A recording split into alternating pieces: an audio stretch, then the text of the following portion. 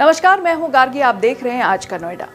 Greater Noida के बोडाकी गांव में रहने वाले जितेंद्र भाटी झुग्गी बस्ती में रहने वाले हजारों बच्चों के लिए बेहतर भविष्य की उम्मीद की किरण बनकर उभरे हैं।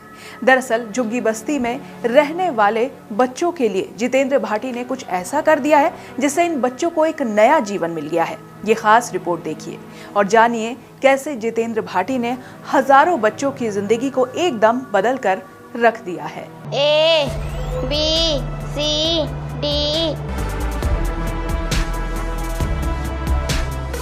ये सब हमारे पास में सर एक गरीब ये झुग्गी बस्ती वाले बच्चे आते हैं जी।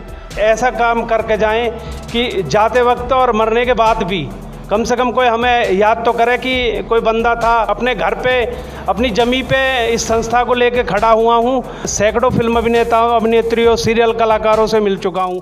आज के समय में हर कोई अमीर बनना चाहता है, अपने पास मौजूद पैसों से और पैसा कमाना चाहता है।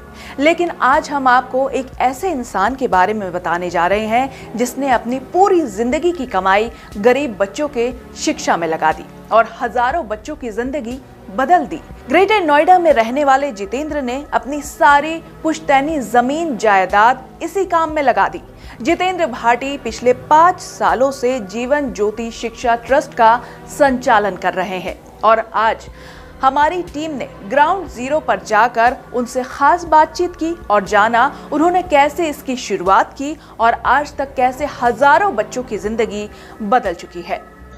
ये सब हमारे पास में सर एक गरीब ये झुग्गी बस्ती वाले बच्चे आते हैं जी।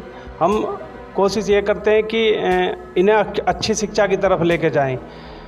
हमारे यहाँ पे कम से कम 60 से 70-80 झुग्गी तो हमारे राइट में ही है और 60-70 झुग्गी लेफ्ट में भी है और अदर से भी जो झुग्गियों से जो बच्चे हैं हम उनको सबको एक शिक्षा के प्रति जागृत करके अपने पास बुलाते हैं और सुबह से लेकर शाम तक हमने कई टीचर्स भी लगाए हुए हैं। 5th क्लास से नीचे के जो बच्चे हैं हम उनको यहीं पे टीच करा रहे हैं और 5th क्लास से ऊपर के जो बच्चे हैं हम उनको कुछ प्राइवेट स्कूलों में अपने खर्चे से ही उनको अच्छी शिक्षा दिलाने की कोशिश कर रहे हैं। जितेंद्र भाटी एक ऐसे शख्स हैं जिन्होंने अपने पूर्वजों की सारी पूंजी को गरीब, बेसहारा, असहाय, मूक बधिर बच्चों को पढ़ा लिखा कर बच्चों के भविष्य को रोशन करने में लगा रहे हैं। अभी तक हजारों बच्चों को शिक्षा देकर बड़े स्कूलों में भेज चुके हैं क्योंकि कक्षा 5 तक ही बच्चों को पढ़ा लिखा कर उन सभी बच्चों को आगे पढ़ाई करने के लिए स्कूलों में भेजते हैं। पिछले 5 सालों से लगातार वो इस काम को कर रहे हैं। सर सोच तो सबको भगवान अलग अलग देते हैं, कौन किस रूप में और किस रास्ते पे चल रहा है। ये हमारा एनसीआर ये सब मुआवजे पे और दबंगता और उस माहौल में जा रहा है कि इस मुहिम की तरफ कोई ध्यान लगाने की कोशिश नहीं करता है। मैं और मेरे परिवार ने सदा ही गरीब मजदूर अनाथ बच्चों की मदद की है।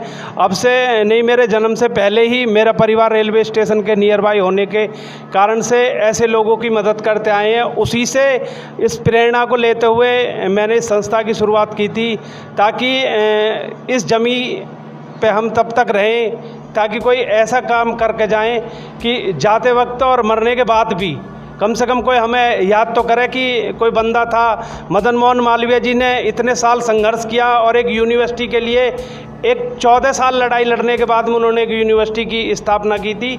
तो मैं अपनी सोच में एक यही भिन्नता और यही प्राथमिकता लेके चल रहा हूँ कि गरीब मजदूर अनाथ बच्चों के लिए एक बड़ा विश्वविद्यालय और एक मुफ्त अस्पताल खोल के जब तक इस जमी पे हूँ कि उनको मुफ्त शिक्षा की हम शिक्षा से जुड़े इस काम के चलते जितेंद्र भाटी कई सेलिब्रिटीज से भी मिल चुके हैं।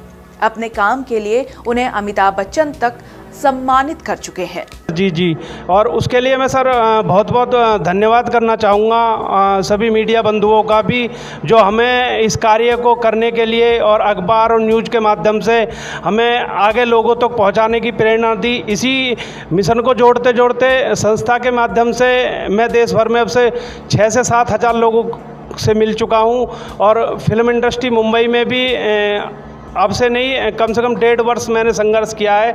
वहाँ मैं अमिताभ बच्चन जी, सोनू सूद और उपासना सिंह, नीरज भारद्वाज, न जाने अन्य सैकड़ों फिल्म अभिनेताओं, अभिनेत्रियों, सीरियल कलाकारों से मिल चुका हूँ। मौजूद बच्चों से हमारी टीम ने बातचीत की।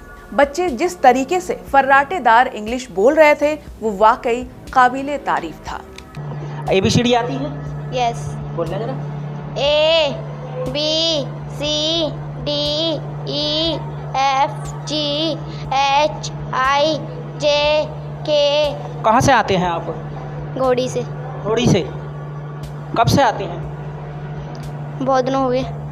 झुग्गी झोपड़ी में रहने वाले बच्चों के लिए मसीहा बनकर उभरे हैं जितेंद्र भाटी।